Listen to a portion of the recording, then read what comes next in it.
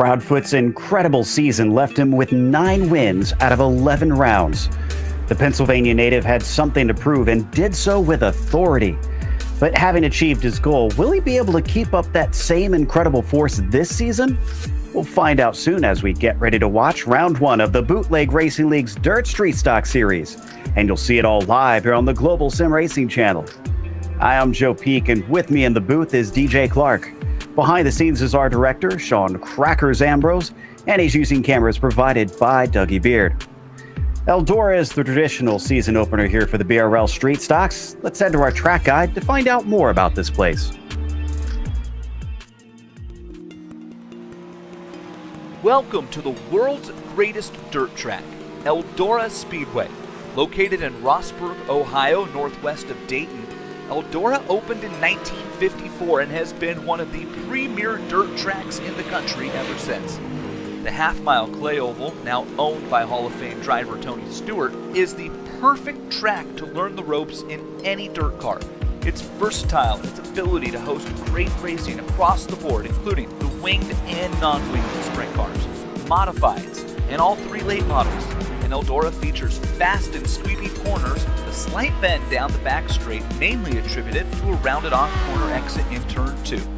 Now, like any good dirt track, the best drivers can adapt their style to many different lines depending on the track's condition at Eldora. Get a good run on the cushion, you'll be flying around the outside of the track. Be careful, don't jump the cushion in turn 1. That wall is unforgiving. Around the bottom of the track, turns 3 and 4 can be the more daunting corners, especially as the berm works its way down to the concrete wall. So who will join the likes of Stewart, Steve Kinser, Donnie Schatz, and Scott Bloomquist, the other legends of dirt racing who have claimed victory here at Eldora? Let's find out. Enjoy the show.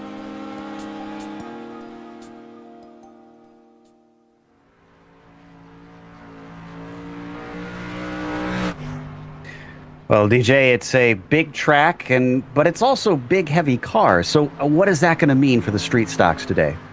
Well, Joe, as we've seen time and time again, I think the fastest way around this track for these heavy street stocks is going to be the high to medium high line here today. Carry that momentum around the corners. 24 degrees of banking provides a lot of opportunity to keep your momentum up. We've seen a lot of times if guys try to go low, you tend to blunt the momentum off and you may get a little bit ahead in the beginning of the corner, but by the time you get to corner exit, you're just trying to get on the power and it's not going to work out for you. However, I do think passing will be pretty plentiful tonight because I think the slide job is going to be open for a lot of folks, really forcing the driver in front of you, maybe throw a little bit more of an aggressive one, force the driver in front of you to have to back off ever so slightly and blunt his momentum as a way to push yourself forward. All right, well, we'll watch out for that. But in the meantime, let's glance at how the championship wound up last season. We already mentioned just how dominant Proudfoot was. Look at that, 124 points over J.R. Shepard after all was said and done. Chris Davis a little bit farther back in third with something of a close fight between himself and Billy Northcutt. Northcutt was kind of up and down last season and took fourth after the end of 11 rounds, and Justin Morton was a long ways back in fifth, almost a full win's worth behind Billy Northcutt. What about today's race details? It's a new season. Why don't you refresh our fans in case we got some newcomers? Well, Joe, this is the first of 11 races we will have in the BRL Street Stock Series for this season. As we mentioned, they are running the big, heavy dirt street stocks out here today, and we're running in the heat race format that iRacing sets forward. So what we'll have happen is the drivers will head out for qualifying here in a little bit after an open practice session. Qualifying will be 4 laps. You take your best lap, and that will determine the order for the heat races. Now, in those heat races, the top 3 cars will advance automatically to the A main. All other drivers will be relegated back to the B main, but don't worry, 24 maximum can advance to the A main feature, so that B main race is really going to be determining where the back half of the field gets set up. So after the B main, then everybody gets a chance to go out on track, practice a little bit more, and then we run the 40-minute A main towards the end of the night. That will be the final race. There is also no reset on this track. So what you see is what you get. We're going to have no reset, which means we're going to have a lot of rubbering into the track, and you're going to have to learn how the track evolves over the course of the night. Right now, we're riding on board with Bobby Rafferty, and the reason we're doing that is he was one of our 3 winners last season. The main one, of course, being Proudfoot, but his teammate rushed in for a race or two, and in one of those, he did manage to beat Brandon. Right now, he sits 4th on the timing sheets, but if he's going to be around for the majority of this season, that 77 is perhaps the favorite to try and challenge our current reigning champion. Billy Northcutt, who I mentioned before, who was quick at times, is actually relatively quick today. The double aught sits in 2nd right now. Yeah, and I think those 3 drivers are really going to be the ones to check out here today. They're going to be the ones that I think are going to be fighting for the championship. Proudfoot, Rafferty, and Northcutt. If we remember, Rafferty was the champion 2 seasons ago. As we ride on board with Bobby Hayes right now, you can see just how much he's having to fight that wheel to really keep up the good slide through the corner. I was actually a little distracted more by what's on his dash. We've seen other drivers with very sentimental pictures. Now, I'd be a little bit worried if Bobby Hayes had sentimental reasons for putting this one on here, but apparently a big fan of our director, Sean Ambrose, and Dougie Beard, who you can just see peeking out from the roll bar. I do love when the drivers in the series we cover have a little bit of fun with the paint schemes. As we got about 3 minutes left on the clock, and drivers continue to put down times. Shepard not too quick right now in the warm-up. He sits in 5th. We saw that he finished 2nd in the championship last season. Now, here's one that we saw last time that I think could be interesting. Hargraves in the 71 is sitting in 3rd. So I think we'll need to keep an eye out just in case that he's going to return to really put a challenge on guys like Proudfoot and Hayes. Very true. William Hargraves was a newcomer in the last race of last season and did fairly well for himself, so good to see him up here in 3rd. We've got a relatively tight group of cars up near the top. The top really top 7 separated by only 0.2 of a second, so not a lot of room to spare. And the other thing when you're looking at those times to remember is that because we never reset the track, some of those quick times get turned when the track is very green and there's a lot more grip to be had, and it gets harder and harder to put down faster laps as the track evolves. Speaking of that evolution, as I'm watching, naturally we are seeing the high line being quite favored, but I do see what looks like on the bottom of 3 and 4, there appears to be a bit of a berm of a cushion forming. I think Robbie Robinson actually going through it right now as we are on board with, is this Seneca? No, this is Brennan Myers. Yeah, and Myers is taking that. There you go. That was a great example right there. He is building up a cushion on that bottom line, so definitely getting 2 distinct lines starting to form early. Well, Joe, and that slick stuff down on the low line like that, that's really going to help. We talked about it a couple of times last season, but running that low line, what you can do is hook your left front tire onto a little strip of moist dirt down to the very, very inside, and then let the rear tires just absolutely slide all their way through. They're going to get no grip on that rubbered in area, and that is a way you can make that low line work. So if we're seeing that early, that is definitely a good sign for some 2x2 racing here. Well, with a completely new season, that means the points are all reset to 0 and everybody starts on equal footing. But the question is, in our almost non-existent off-season, as the final round of the last season was last week, who has managed to find a little bit of speed to try and take out number 22, Brandon Proudfoot. He's certainly going to be the man with a target on his back, but they've got to perform, and to do that and try and beat him is going to be a very difficult ask. 30 more seconds left, and then we head off to qualifying, which we heard DJ describe a little bit earlier. You know, one of the worries that I do have is what are the cautions going to be like once we get to that feature race? Because we've seen in the past, you know, you mentioned there's plenty of passing opportunities with the sliders, but it's so wide around here. I wonder if drivers won't always be aware where everybody else is once we get all 18 of them on the course at the same time. That's a very real concern, Joe, for sure to be looking at. And I will say, Eldora tends to be a little bit one or the other. We tend to run very, very clean and green for a lot of it, or you sort of run into the situation of cautions, just breeding cautions. So we'll have to see once we get to the main features how that'll shake out. And now everybody takes off on their qualifying laps. I see Sineker, I think, out first. No, it looks like Austin Belke has beaten him. So the 24 probably going to be our first one to be able to set a time, as we do watch the 61, though, of Sineker just behind him. There's Belke now, and the number 24. As he takes off on his first flyer, he's going to go for the bottom line, or at least sort of, I guess, on the exit mostly. Yeah, almost like a half diamonding of the corner, running in on a consistent middle line and then really chopping down on the outside, just trying to minimize the distance he's taking around the track. He's going to cross the line with the 20.427. That's the first time up on the board. And as Seneker and Dill cross the line, that will hold fastest. Still plenty yet to come, though. Let's see. And yeah, now he's getting beat as Wilson and Robinson go quicker than him. We still don't have a time for Rafferty. In fact, he's still waiting in pit lane, I guess, trying to see what other drivers are able to achieve. Now, he can't watch their laps on his side, but he can see what sort of times they're setting to know what he needs to aim for. Seneker goes up to second now in that number 61, just 4 hundredths off of John Wilson. That's a really great run there from Ryan. Here's one of the guys that we talked about as one to watch in the race. This is the 00 of Billy Northcutt. He's going to cross over the line there. I think that's a warm-up lap for him. So Billy choosing to go on the high line, keep that momentum up. Let's see what he can do.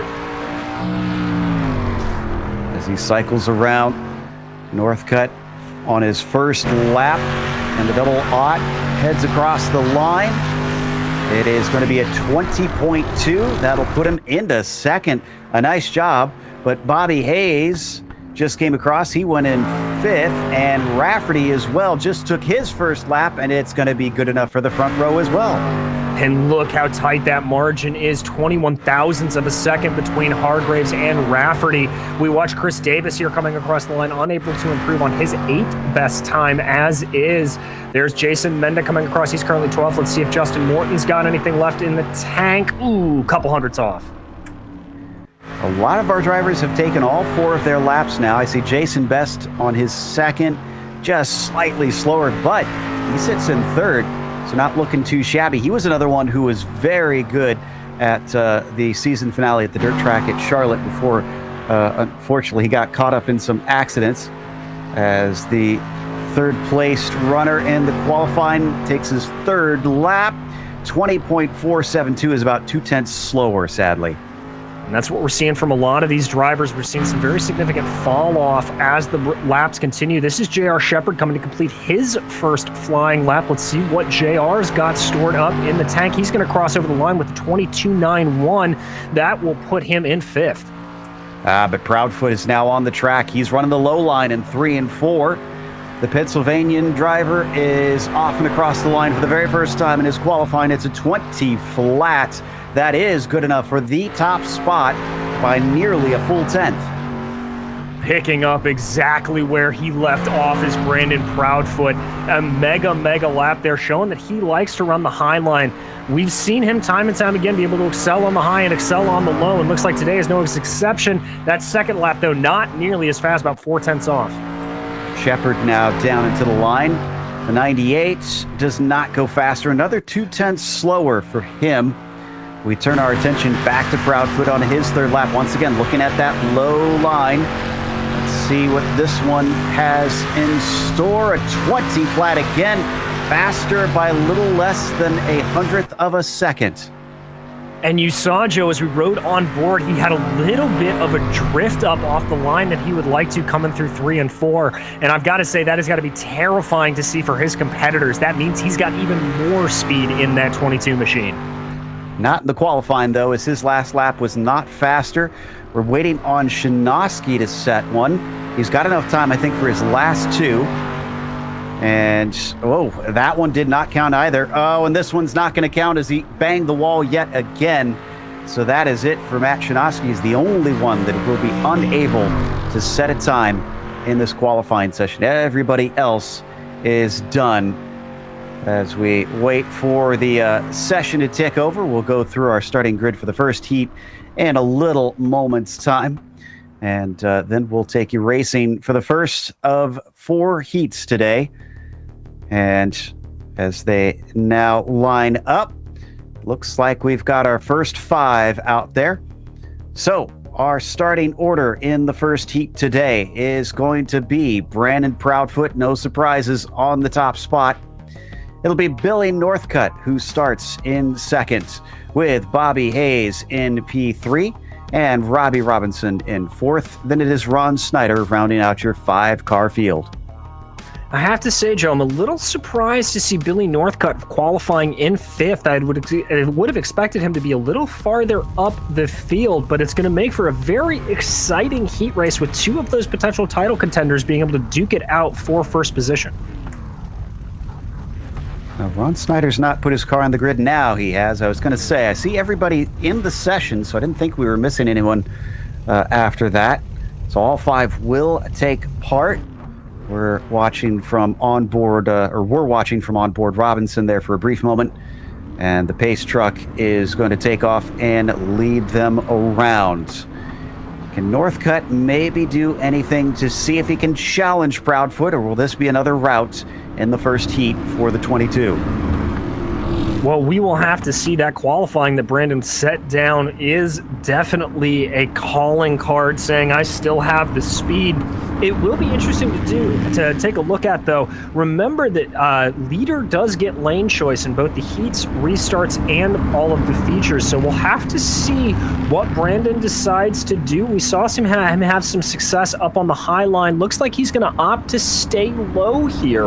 We'll have to see if that continues to be the favored line by our leaders through the rest of the night.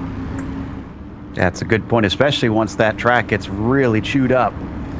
Just don't know what we're going to wind up with. And the pace truck going to be peeling in here, coming out of 4, giving control to our current champion, Brandon Proudfoot. Pace truck ducks in, and Proudfoot is on it immediately. Green flag is out. Northcutt follows. It is single file before we even get to the first corner. Yeah, that was a mega jump there from Proudfoot. I thought for a second that Bobby Hayes was going to have a challenge up the inside of Billy Northcutt, but that was not to be. Northcutt now dives to the inside, trying to see if he can find something to maybe get a little bit of a workaround on Proudfoot. They're going to be about level when they come out of the corner, but as I said in the intro, Joe, running that low line, it's going to hurt you in terms of momentum, and so is running into the wall like Northcutt just did. And I saw Bobby Hayes also cloud it a little bit, but he's side by side with Robbie Robinson. This is for the last transfer spot. Robinson is now in front of him. Does he slide up the hill to take the spot away? Not quite. He's going to give some space to that number 13, who is still in 4th, but he's almost running out of space up into the outside wall of 1 and 2. Now Robinson firmly into the transfer position. And that was a really good fake slide job there from Robbie Robinson, just showing his tail a little bit to Bobby Hayes and forcing Bobby out of the throttle. That's what blended his momentum. Ooh, Bobby smacks into the wall hard now. Snyder on top of him as well. There's only 6 laps. He can't do that too many more times, and Snyder's going to be able to get by. I see a little bit of an attempt at the lead from Billy Northcutt, but once again, as you were saying, the momentum on the bottom side just doesn't seem to be there for the double odds. No, it really doesn't. He's trying to experiment with a couple of different lines here, and nothing's really working for him. There you see him throwing the car in hard, going to go down to the low side again, see if that works for him. But Brandon Proudfoot keeping that gap at just about 7/8 tenths of a second. Hayes is struggling. Snyder's already on the attack on him. Nearly got that 4th place away. It won't mean a whole lot except where they start in the B main. Granted, if we have an issue with one of the drivers in front of them, they could get a spot, but the race is already over as Proudfoot takes the heat win. Northcutt is in 2nd, Robinson 3rd, Hayes 4th, and Snyder settles for last on them. Okay, so not terribly eventful, but we're seeing some drivers have more trouble than others here in the heats. And the second heat, it'll be William Hargraves, who starts in the pole position with J.R. Shepard in second. Chris Davis will be P3, Jason Menda fourth, and Jason Dill in fifth. And this is another one, Joe, that I'm actually very excited to see. Hargraves, as we said, putting in that very good time, but Shepard and Davis, always two guys that seem to be able to get themselves towards the sharp end of the grid. Chris Davis, in particular, a very aggressive and fun driver to watch. He'll be starting the inside of row 2, and so we'll have to see if he is able to try to get a jump on J.R. Shepard and maybe even Hargraves. Davis seems pretty confident coming into this one. He was talking to me earlier in the week and mentioned that he had taken part in another league, another dirt league in the middle of the week, managed a 6th place that he felt was very respectable. So he's coming in on a high. Let's see if he can keep that up. In the meantime, Hargraves will have control the next time around in that 71 that we see bright pink and blue, hard to miss on this track. Yeah, very much so. It's a very sort of 80s throwback car, and I am all about it. You cannot miss it when you are looking at it. But to his outside, a driver that you can never underestimate, J.R. Shepard. He's not as good on the dirt, but he is phenomenal on the pavement side, having racking up multiple championships over there. He's still looking for one here. He's gotten a few wins there and whatnot, but otherwise, it's not as successful. Green flag is out. Hargraves is off with a good start. Shepard a little slow into the first corner. Davis not able to take advantage of it. They all fan out in incredibly different lines. Yeah, everybody choosing some different ways to go here. Hargraves all the way out to the outside. Shepard running mid-line and Davis on the inside. Shepard looks like he's putting a little bit of pressure to William Hargraves here. He's trying to hold him honest. The 71, though, seems a bit unfazed. He manages to keep the lead down through 1 and 2, now in 3 and 4. Shepard has the 7 of Davis closing in bit by bit. Yeah, Chris is really starting to work it here. You see him. Oh, that's not going to help his times. Slapped the outside wall in a big way, but I think he got away with it. We'll find out, I guess, through this corner, see how it drives. So far, so good. Yeah, it looks like everything's hunky-dory in that car, Joe. You know, these street stocks, they really are tanks. They can take a massive beating, specifically the suspensions on the tires. There you see Davis going low, just trying to find something on Shepard, but loses that momentum down the backstretch. Davis is in the last transfer spot. He's getting close there. Almost a slide job of it, but a very half-hearted one from the 7. Your order is still Hargraves, Shepard, Davis for your top 3. Each of them are just scraping the outside wall in 1 and 2. Yeah, doing their best to take off a little bit of weight and shave off some paint there, but there you see Chris Davis back on the high side, the same one that is favored by Hargraves right here. Shepard is really the only guy that I have seen consistently running something of an alternate line as he now goes back to the high line everyone else is running. But we see him running a lot of the midline through 3 and 4, so that looks a little favored for him. Not seeing a whole lot of other guys doing that. William Hargraves has returned and has managed another heat win here in heat number 2. He's followed home by Shepard. Davis finishes 3rd. Menda and Dill will have to move themselves down into the B main and figure out their starting position from there. Okay, now we have our 3rd heat of the night, the penultimate one. It is going to be Bobby Rafferty who starts at the top of that with Justin Morton in 2nd. Brendan Meyer in 3rd, Joe Segala 4th, and Matt Chinaski in 5th. With 2 heats under our belts, DJ, have you seen anything that intrigues you so far? Yeah, I am seeing the absolute dominance of that high line. It looks like everybody wants to run up there, and if you don't get onto it early, it can definitely catch you off guard. So it's going to mean that I think once we get into the B main and into the feature event tonight, that passing is going to be a little bit more difficult than we anticipated, but I'm still keeping an eye on how this track will rubber in, because I think that's going to be very indicative of if the low line will be able to come into play at all. They go by Barney, and then next time through he's going to be furiously waving that green flag at them. Justin Morton starting to the outside of Bobby Rafferty. Can he manage to frustrate the teammate of our current champion by getting ahead of him and holding him back? Again, the top 3 automatically advance into the feature race. Beyond that, they will make the feature, but they have to go through the B main first to determine their starting position with all the other drivers that did not automatically transfer.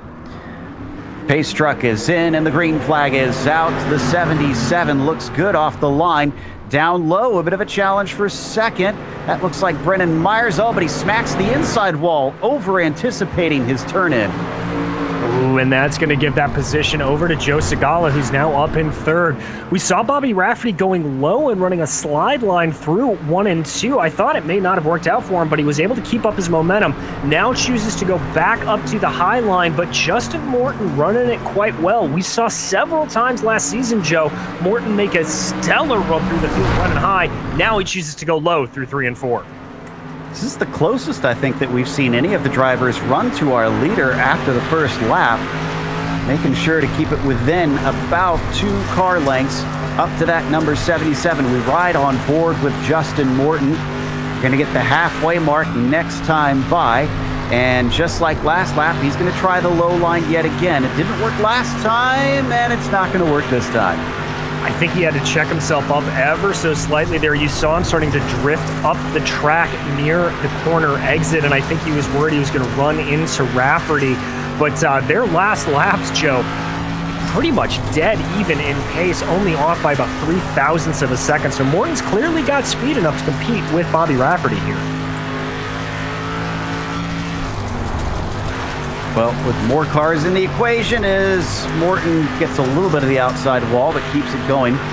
With more cars in the equation, I wonder if that's enough of a distraction that Morton could attempt something sneaky. He can't sneak by underneath with that slide job here, as that one yet again fails him. And now we are to the final lap of the race as the 9 is absolutely scraping the outside wall, gets a little caught, keeps it going, loses a few more car lengths. And now Bobby Rafferty, out of 3 and 4, is indeed going to take the victory in our 3rd heat of the evening. Morton settles for 2nd. Segala keeping it clean on the start, gifts him 3rd as Myers is kicking himself with 4th and Shinosky in 5th. That'll take us now to the last heat, and this one will be one shy of the ones we had before. Jason Best starts on the pole with John Wilson in 2nd. Ryan Seneker 3rd, and Austin Belke 4th out of 4. Well, Joe, this was a really, really good qualifying time from Jason Best to get himself to the top of this 4th heat. Definitely kicking himself. He had a very good run at the finale of last season, and as you mentioned, just got a little bit unlucky, so he's looking for a little bit of redemption here today. But I do have to give credit. John Wilson, we really saw him come on pretty consistently last year, just slowly but surely working his way up forward. This is going to be a good confidence boost for the driver of the 75 to start out the season. I love seeing that. Drivers who just steadily progress, chip away, improve their skills, and find themselves up to new heights. As we'll get one more lap around behind the pace truck. Wilson managing to start on the front row. Only one driver, unfortunately, will have the ignominy of being shuffled into the B main. We'll see who winds up being the poor soul in this heat race. And even worse, they're going to be lined up at the very back of that B main, so they'll have plenty of work to do to try and get themselves a better starting position in the finale. As we come off of turn 4, our leader, Jason Best, once again goes very early. Green flag is out. He is well ahead of Wilson, but down to the inside, Seneker is still fighting with Belke, and he's not going to have the speed. Belke is stronger off, but he's too strong as he slaps the wall. And they're going to be perfectly parallel now as they dive in through 3 and 4. Belke to the high side, Seneker down to the low side trying to find something. Seneker really looking like he just doesn't have that car fully under him. He over-rotated in through 1 and 2, and then there was some under-rotation he was suffering from through 3 and 4. Gathers it up nicely, though, there. You can see him really fighting that wheel. Look at just how much wheel spin he's got coming out of the line. in front of him at the ultra-low line. John Wilson tried to send one through on Best, but it didn't stick. So the 47 is still in the lead. We ride on board with the 75 now. A bit of a middle line, and once again, diamonding off like we saw before from the 47. So that's some of the first counter strategy we've really seen. You also saw pop up there on your screen, John Wilson setting the fastest lap of this heat, so kudos to him. He is keeping this to be quite a little competitive race here, only about a car length's difference between him and your leader, Jason Best. Best 3/10 ahead, and Wilson's going to get 2 to go this time by. Wilson running that little bit higher as the 47 riding underneath the cushion, curiously, but it's working. He's keeping that lead over the white and purple car. So as they come down the slightly curved backstretch and then once again into 3 and 4, the entry line very much slicked up. Rest of the corner, not so much. Very much so, and there went Wilson all the way down to the inside trying to find something doing down there. Not having the best of luck, although he is pulling up a little bit closer to Jason Best. Best having to struggle with a little bit of over-rotation on corner exit. That gap staying about a car length and a half. And as the checkered flag comes out, it was close, but not close enough. The 47's going to win with Jason Best at the front.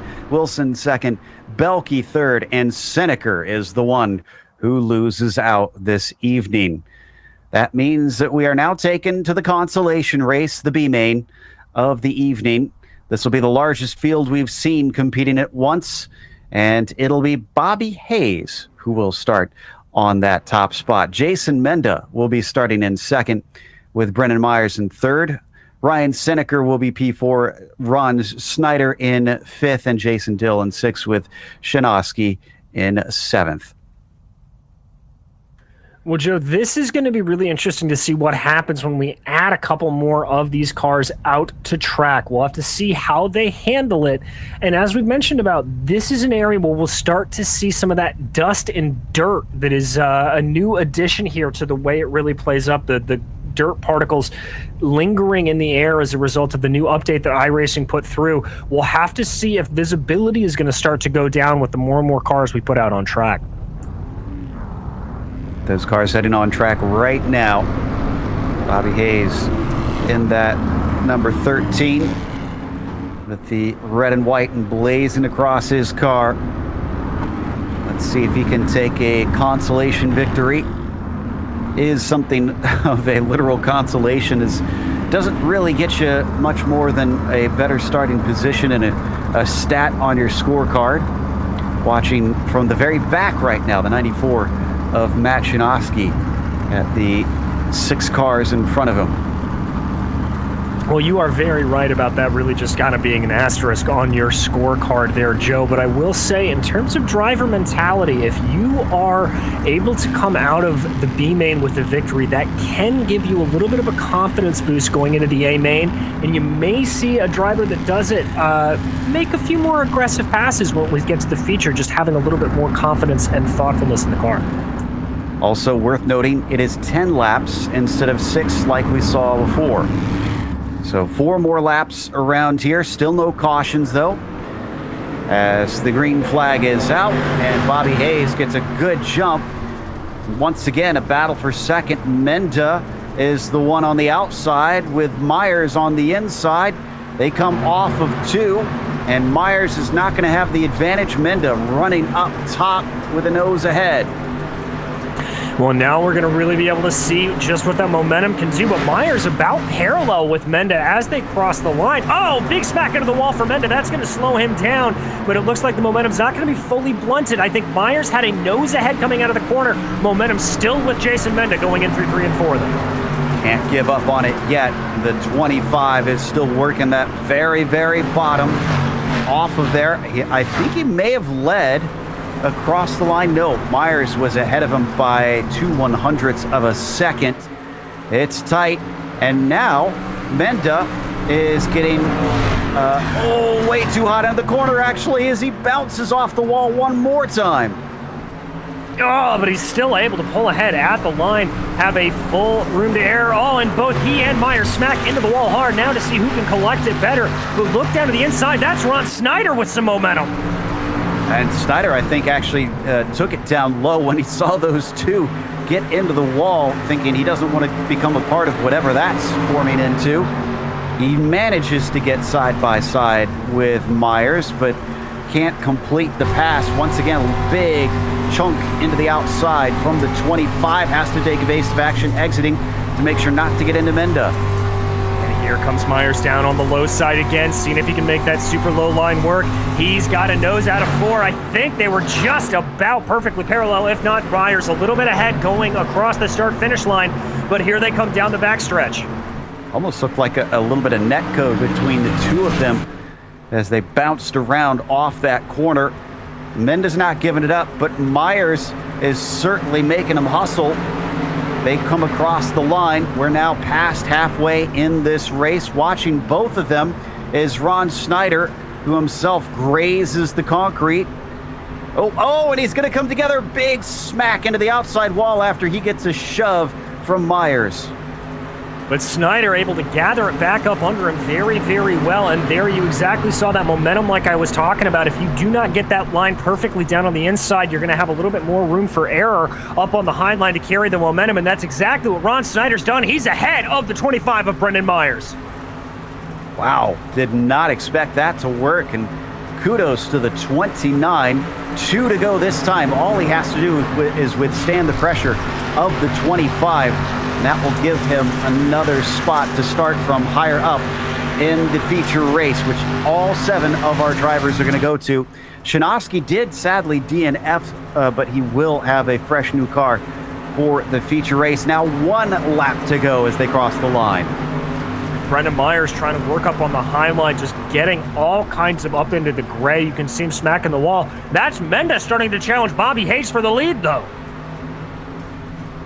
Might be too little too late as they come around the final corner. Hayes still has control, and he's going to win the the consolation race tonight here in the Bootleg Racing League Dirt Street Stock Series. Second win to Menda, third to Snyder, Myers in 4th, Dill in P5, Seneker 6th, and Shinovsky in 7th. But now we get to catch our breath a little bit. It's been nonstop between the heats and the consolation, DJ. More importantly, though, all of our drivers who have been sitting that consolation out get to taste the track for the first time since their heat. Exactly, and for these drivers, this is an absolutely crucial time, Joe. They want to go out and feel where the cushion has moved. If there's a little bit of a berm developing down on the inside, they want to start to feel everything out. This is really going to determine where they want to be running. We saw really for the first time in any of the heat or feature races, Brendan Myers starting to make that inside line work a little bit. Rest assured, the drivers who'd already advanced to the A main were watching that B main and watching that number 25 machine and taking note of how to maybe make that work to get an unsuspecting driver past here today. All the best drivers just constantly alert and picking up little tidbits, no matter if it's from inside the car when they're driving or watching their rivals still racing. J.R. Shepard getting a little bit close to the wall, too close to the wall there in his warm-up session, and yet again coming out of the next corner finds himself really smacking it this time. Well, and Joe, this is what we were seeing a lot of guys doing in that B main race, not exactly catching the cushion the way they want to. You can see on that area where it's sort of that darker, looser bits of dirt compared to the sort of lighter brown that you see. That's that cushion. That is a literal line of compacted dirt that forms, and you want to stick your right rear tire right up along that and use that as sort of a guidepost around. If you start the corner and get your right rear tire up into the loose dirt, that's what we call getting up into the gray. There's not a lot of grip up there, and that's how you see these drivers really start to smack the wall. About 3 minutes left. Still missing 4 of our drivers in this warm-up. You are not required to get out onto the track, but it certainly is a help. Granted, we already heard DJ mention that the more drivers that are out here, the more it's going to tear it up. And that is potentially the reason that we've got for guys like Hayes, Dill, Pelkey, and Shinosky right now. Just not wanting to put any more down than is necessary. And they already feel confident from here on out. We're riding on board with our pole sitter, Brandon Proudfoot. And Brandon pretty consistently has been running the high line through all of this warm-up session, so I think that's probably where we're going to see him going. His teammate right behind him on track, Bobby Rafferty, currently sitting third in these warm-up standings. He too is running the high line, so both of these drivers, they clearly think they've got something running high. You know, we talked about it last time, and I'm starting to see it in some places this time. It does look like the visibility can get pretty poor occasionally. I know in our race in Limaland, we avoided it because the wind was quite high, about 11 to 12 miles an hour. It's only 2 miles an hour today, so it's definitely hanging around a whole lot longer.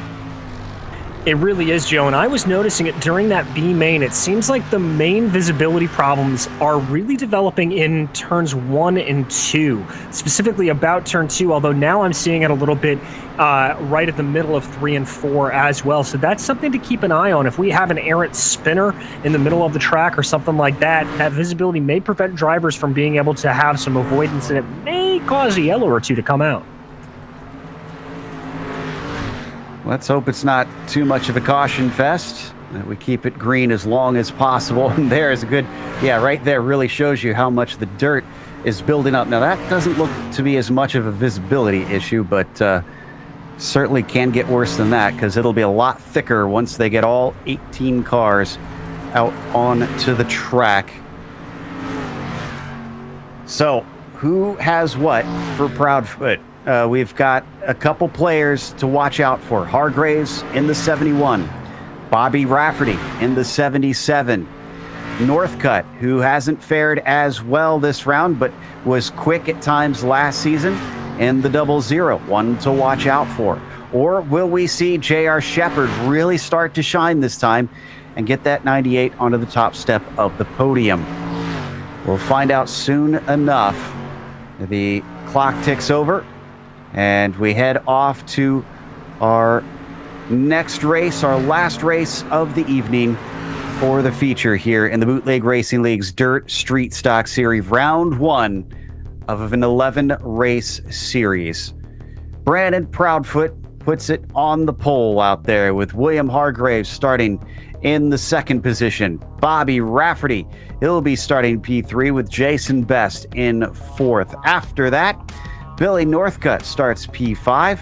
Then it's J.R. Shepard in 6th and Justin Morton in 7th. John Wilson starts 8th. He's followed by Robbie Robinson in 9th. And outside of row 5, it's Chris Davis in 10th. Joe Segala will be lining up in 11th. To his outside will be Austin Belke. Your B-main winner, Bobby Hayes, will be 13th.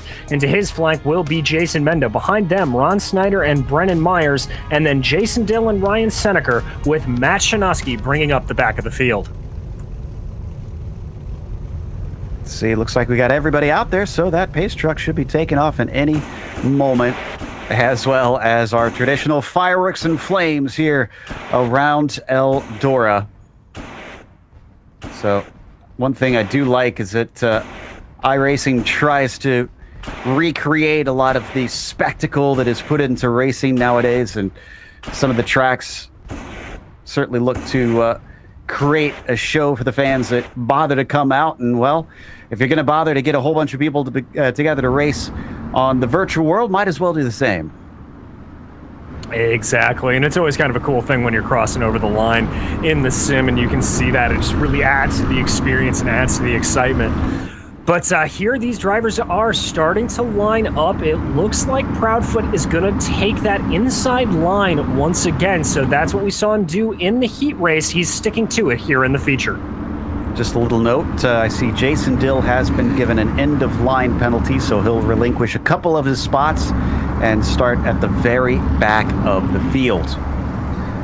Proudfoot with his teammate directly behind him, and you can see it right here from our onboard cam. Green flag waves. It's time for the feature race here in the Bootleg Racing League Dirt Street Stock Series. Already, Rafferty into second place, overtaking Hargraves, but Hargraves cuts back underneath him, trying to get it back. It's a good over-under heads up there from Hargraves. He's now going to dive down to the inside, try to throw a slide job on Bobby Rafferty, but he's going to have to check up ever so slightly because Proudfoot is right there as well. He's going to be able to just hold that advantage across the line. Everybody making it through this first lap nice and clean. Some going high, some going low, but few in the middle. Hargraves almost gets into second, but he's not quite clear of Bobby Rafferty. Behind them, let's not count out Best and Northcutt that are also fighting for position. Still, second place, undecided. Oh, but Rafferty he clatters the wall in a big way that time. Oh, and gets into the back of Hargraves there. Hargraves finally lifting up onto that high line to try to block off his momentum. He tags the wall ever so slightly and runs a little bit of a lower line coming out of the corner. That's not going to have enough momentum for Rafferty, though, so now Hargraves splitting those two teammates as Rafferty in the wall again. Meanwhile, oh, and side-by-side contact. Best getting into it with Northcutt as they've been squabbling. J.R. Shepard is taking advantage, making it 3 wide, and as he exits off of turn 4, he might have this. It's not quite there, but it's close. He's just got to hold that high line and pray here. Indeed, gets a good run out of turn 2. That's going to put him ahead of Jason Best, and indeed, he is going to have that 4th position secured. Up 2 spots from where he started this race. Looking good so far, but it's early days in this 40-lap race. Things have not been good for Billy Northcutt. He's already, as JR slaps the wall. Best is already overtaken Northcutt, and now Morton gets by him as well. Northcutt just having a caution. Miserable start. Yeah, caution out. Snyder looks like in the 29. This is an interesting one. You'll see him hit Segala, and then he gets finished off, unfortunately, by Matt Shinoski, who is just kind of running his line at the bottom and couldn't have known that car would appear there. Yeah, it just looks like Snyder had a little bit of over-rotation there to bring it up around, and you saw he was just an absolutely helpless passenger down the track, as was Matt Shinoski. No fault on any driver there. Whoa, you can see that. That came out of nowhere for Matt. So Shinoski gets a lot of damage, unfortunately, and he's actually going to come into the pits. They do get a spare car. Not often that we see it needed in this way, so he's going to take that. So is Snyder, although I think he had to take a tow. He had such bad damage. Yeah, and for Shinoski, one of the advantages of the long lap here comparatively in Dirt World of Eldora is that he would be able to come in. He'll stay on the lead lap. Starting to form up here again, though, up at the front. Looks like Proudfoot, for starters, is sticking on that low line. We'll have to see if he moves up the track. No, he's going to stay on the low line once again. And it starts just like it did last time. Hargraves on the outside of Proudfoot with Rafferty behind his teammate in the 3rd position. I mean, what do you think Rafferty and Hargraves learned out of that one? Do you think it's going to go different, or will it be exactly the same? I think Hargraves is going to be watching for a little bit of a faster jump out of Proudfoot. He got caught a little bit napping last time, so he's going to be very cautious on the pedal here. There goes the pace truck. Green flag is out. This is a decent one from William. As they come down into the first set of corners, I think he's going to have much better momentum this time.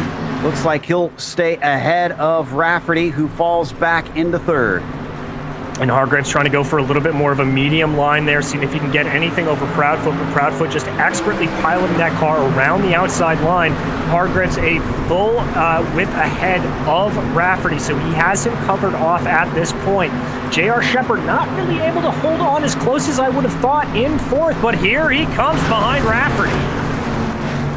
Still fighting with Best, as Jason's trying not to give up, but he doesn't have the momentum. You can see mostly single file for those top 4. Once again into the outside wall, though, both for Morton and Shepard. Well, that is the danger of running that super high line there. You can do it, but there was Hargraves coming in as well. Rafferty looking like he may have a little bit to go here, but Chris Davis on a bit of a charge. Oh, we got a big pileup. Oh, we got a car on its lid. I think, was that Best, actually? It was. Oh, no. 47. Oh, he's going to get touched by the 7 of Davis, and then it's a chain reaction. Let's see if anybody had a good escape on this one.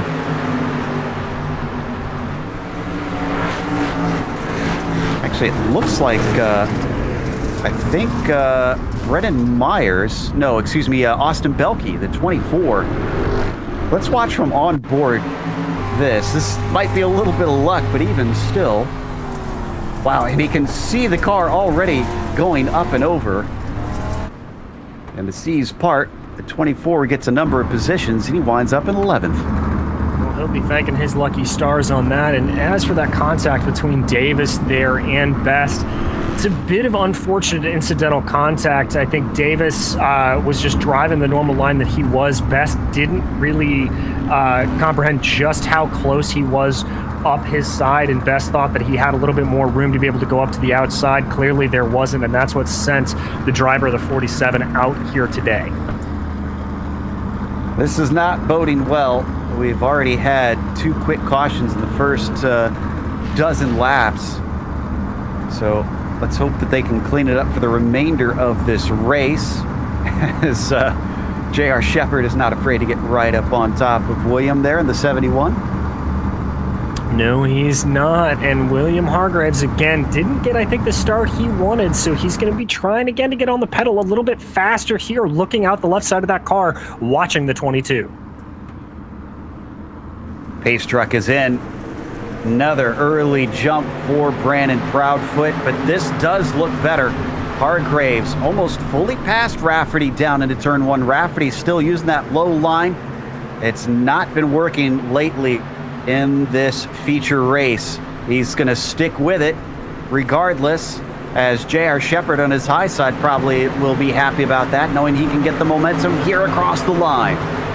Yeah, and Rafferty not driving too aggressive, trying to cover off Shepherd there, and that's giving Shepherd a good opportunity. And here he comes with a full head of steam. He's got a nose ahead exiting turn 2. He's got it. Wow. Not going the way of Bobby Rafferty now, as only about 4 cars out of our entire field taking the low line that time by. Despite how slicked up it is, you can see everybody immediately is trying to find space up against the wall. And a lot of clattering up against the wall, but here comes Hargraves, maybe trying a little bit of a lower line. He's going to revert back to the high line through the corner, letting Proudfoot run a little bit higher, seeing if that's a way to get by, but it just doesn't look like it. Proudfoot very comfortable up against that cushion. Halfway through the race now, as they work their way around Proudfoot and Hargraves. They're leaving everybody behind. Shepherd has more than half a second to make up. And on top of it, the 77 of Rafferty does not look too keen about sitting off the podium. No, and there goes Bobby trying to run a slide job on J.R. Shepherd, but did not work. That's going to cause him to fall back a little bit there.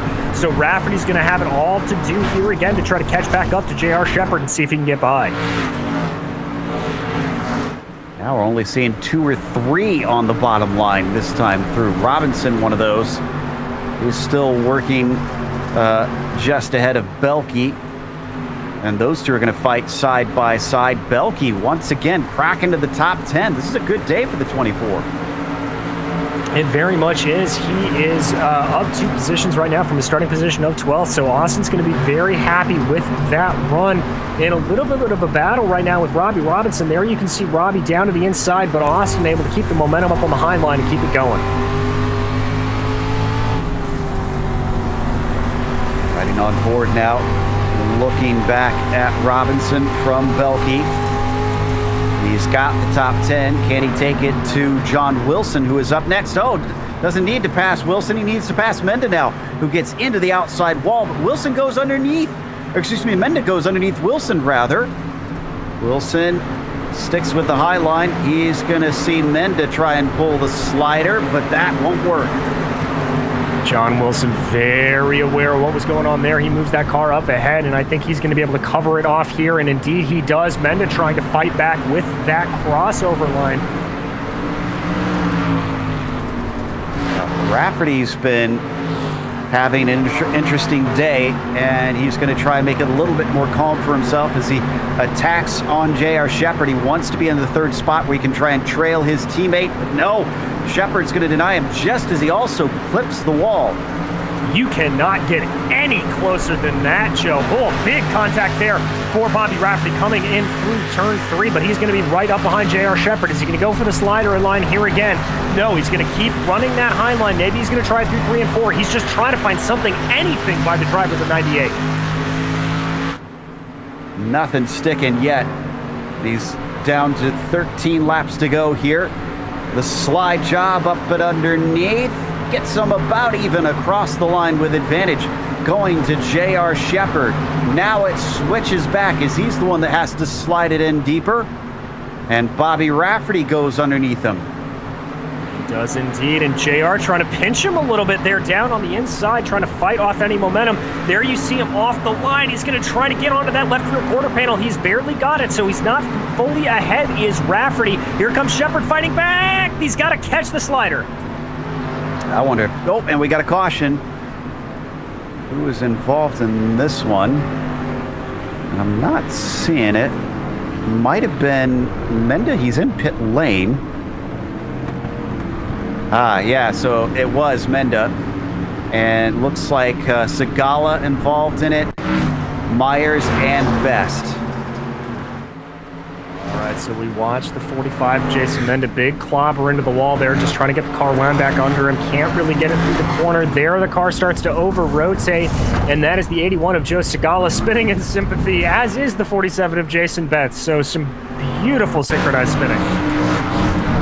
Now this just kind of wound up with everyone heading into there. Best actually knocked Brennan Myers back going in the right direction.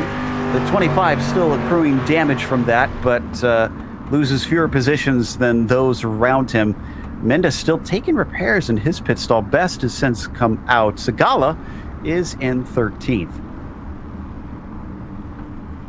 So that is more than likely going to end Jason Menda's night there as we watch Barney the Flagman getting everybody ready to go here. 9 laps to go as they cross the line.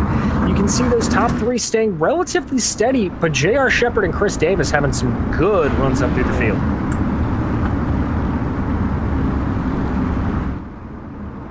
It's going to be a very short sprint. Will we see it finish under green, though? That was our longest green flag run yet. Heading us nearly to lap 30 rather. All right, as they go double file, Hargraves is yet to be able to challenge on these restarts as the green flag waves for Proudfoot. In fact, this one looks a little bit worse because now Bobby Rafferty attacks once again. Can he manage to make it stick? Not quite. He goes to try and cover off J.R. Shepherd, but Shepherd's got overlap. He can't pull up to the outside wall. And Shepherd trying to get something off the outside line. There it is. They're very tight across the start-finish line. I don't think Shepherd lifted there. That was a very brave maneuver from him. Rafferty goes for the slide job. There's the over-under getting thrown by J.R. Shepherd. He's now going to have the inside line as they go into 3 and 4. And just behind him, it's also side-by-side between Davis and Northcutt. This is for 5th position. Make it 3 wide. Here comes Morton as they cross the line, banging doors a little bit and fan out into turn 1. That's exactly what we saw him doing at Charlotte last time out in the season finale, running the high line to absolute perfection. Justin Morton, move him up into 5th place. Job's not done yet. Oh, but he can't pull up to the outside as Chris Davis finds that there is Morton there. To his inside, he gets a shove from Billy Northcutt. Everybody is taking down a piece of the wall all on their own like it was Berlin. Meanwhile, up at the front of it all, it is still Brandon Proudfoot leading Hargraves. And Hargraves has tried to mount a couple of attacks here, but nothing's really come of it, and he's got to be careful because Proudfoot's teammate Rafferty is close enough behind him that if he makes a little bit of a mistake here with 4 to go, Rafferty will be all over him. Oh, another big smack in the wall for the 71. These cars seem to be able to take it here as they come across. 3 to go this time for Brandon Proudfoot, being chased by William Hargraves, trying to see if he can take it to our current champion as his teammate makes him nervous and sweating as he sees that yellow 77 in his mirrors. Riding on board with Bobby Rafferty, you can see what kind of modified slide job line that Hargraves is running, and it's really leaving him vulnerable to Bobby Rafferty. 2 to go as they cross the stripe here. Rafferty just running a consistent high line. I think he tagged a little bit of a wall there and again there, so that's going to blunt his momentum. That's going to give Hargraves a bit of breathing room. 1 more to go at the line. Hargraves is really trying to see what he can do now.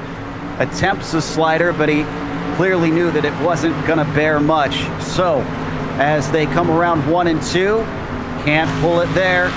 Didn't really have the momentum. He looks pretty far back. This is going to be a wild slide job if he tries it. But look, there goes Proudfoot a little bit low to try and cover it off. As they come through to the line, it will be Brandon Proudfoot with another victory just ahead of Hargraves. Rafferty is in 3rd, and Shepard just off the podium. Oh my goodness gracious, William Hargraves not giving up to the line. That is exactly what you want to see out of this. And Proudfoot being very smart to try to cover that off. But again, another flag-to-flag domination from our reigning champion, Brandon Proudfoot. Showing him how it's done, and he gets a celebratory bump from his teammate Rafferty. Those two really do seem to work well together. We'll let him celebrate here on the Global SimRacing Channel, but we'll take a quick break. We're coming back soon with the unofficial results as well as driver interviews.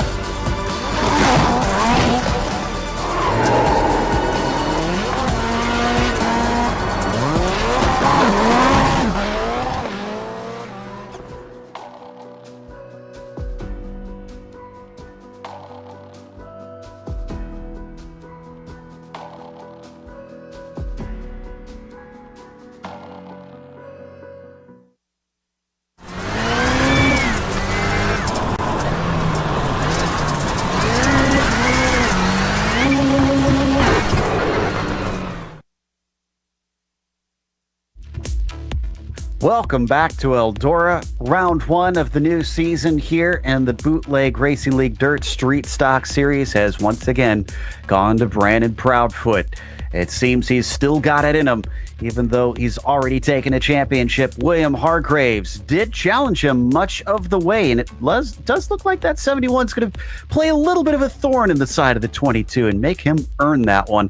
Bobby Rafferty at times was in it, but he slipped back and had himself dealing with cars behind instead of being able to play wingman to his teammate for much of the race.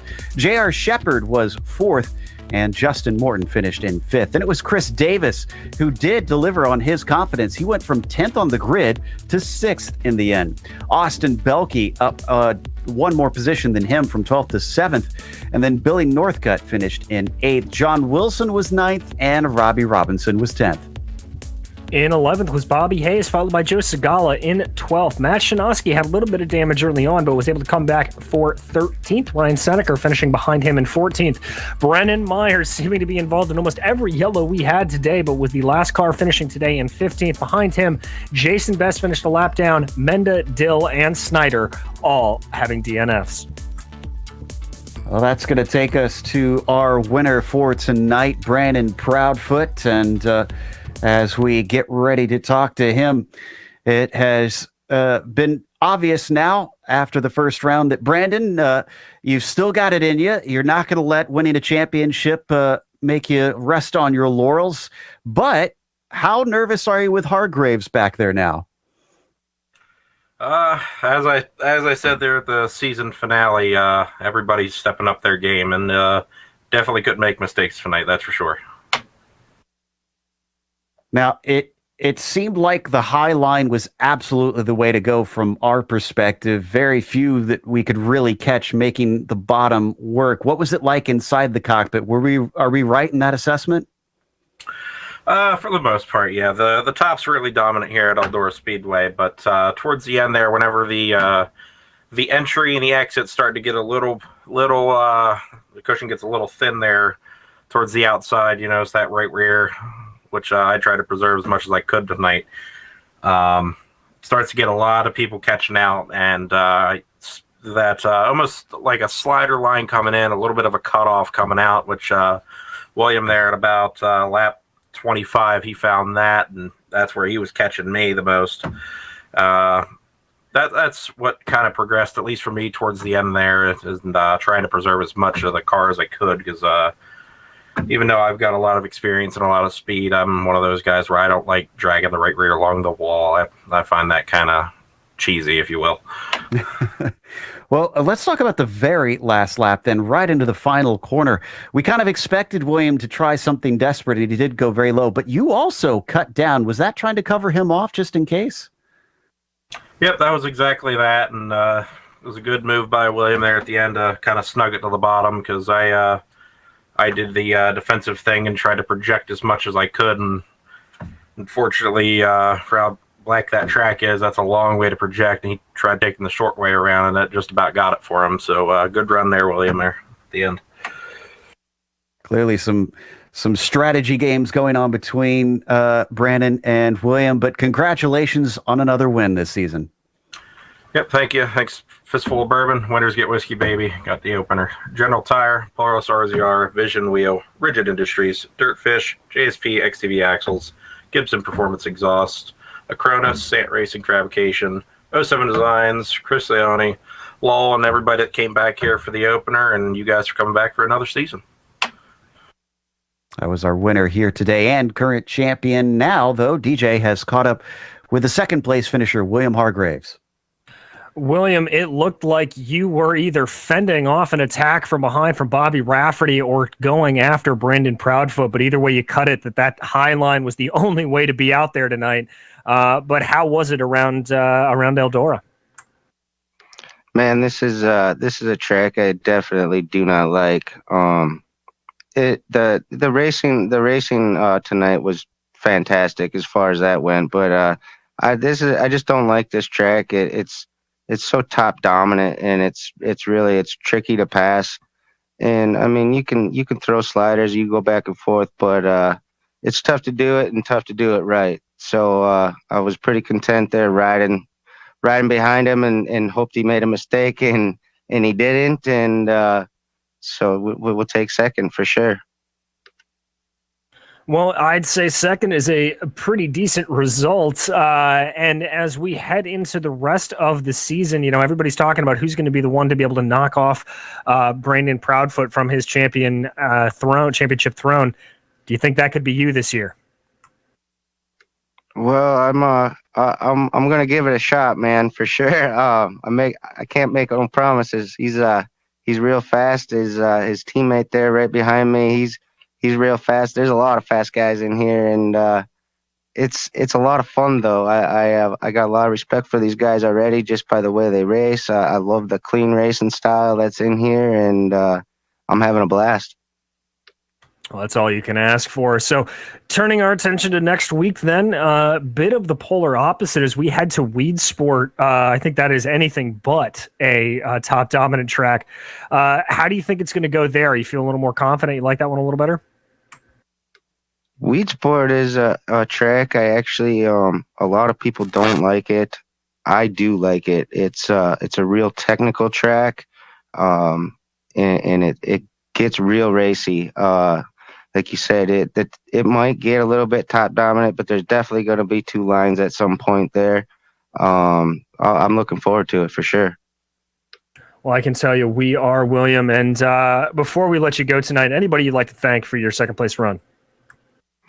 I'd just like to thank everybody at BRL for letting me come in and race with you guys, and you guys for doing the broadcast. I also got to thank my Dirt Panda Racing teammates, Wild Bill's Race Designs, Melm Electric, and Viv's Retail Liquor. And yeah, that's it, I guess. Well, thank you, William, and congratulations on second place. And now Joe Peak has caught up with our third place finisher of Bobby Rafferty. Indeed, Bobby, third place, but I get the feeling that's not where you wanted to be. I made the comment that you couldn't be with your wingman all night. Were you a bit frustrated that you kept getting caught up in everything that was behind you? No, I wouldn't say that at all. Just, sometimes it's the way it goes. The track was just so top dominant, and the one time I was able to get into second and we would have been set, I just, for whatever reason, couldn't get into a rhythm, and William drove around me on the bottom. I mean, that's my own fault, not anybody else's. So, good run to him, good run to Brandon. Also, hell of a run by JR. With how long I've been gone and now coming back, I could not believe where his skill level has gotten to. He gave me an amazing fight, but a very clean fight. I couldn't be more proud of him.